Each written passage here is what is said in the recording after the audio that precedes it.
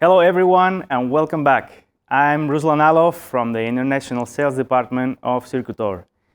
In this video, dedicated to the reactive power, I'd like to share with you how to calculate the size of a capacitor bank. We can come across two different situations: a non-existing or planned installation or an already existing installation. When the installation does not exist yet, the way to properly calculate the reactive power is by knowing the theoretical consumption of each load. To do so, in the first place, we need to know the power factor and the active power of each load. And by applying this formula, we can determine the theoretical reactive power consumption of each one of them. Once we get to know the reactive power of each load, we shall add them together and multiply by this coincidence factor, since we assume that the loads won't be connected all at once nor during the same period of time.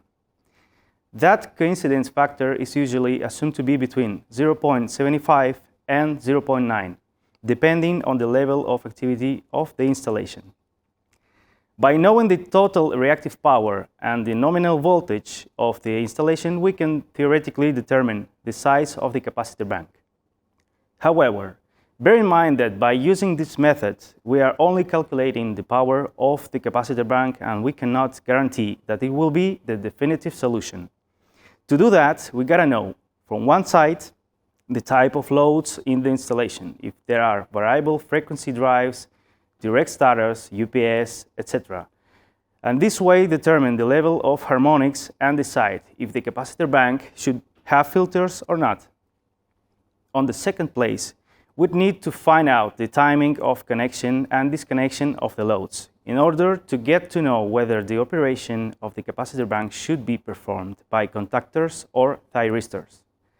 Now, let's calculate it for an already existing installation. Here are the two ways to do so. The first way would be looking at the utility bills. It is highly recommended to use bills from at least 1 year to avoid any potential seasonal effects on consumption.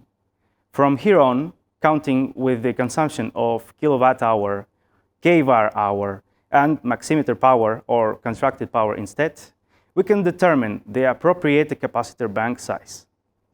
As you can see, in this case, the calculated power of the capacitor bank is accurate since it's based on a real consumption. The second way would be based on the measurements taken directly in the installation. This option guarantees the most accurate capacitor bank sizing, since our aim is to avoid any possible penalties due to reactive power. The measurements should be always taken in the head of the installation and on periods of highest activity.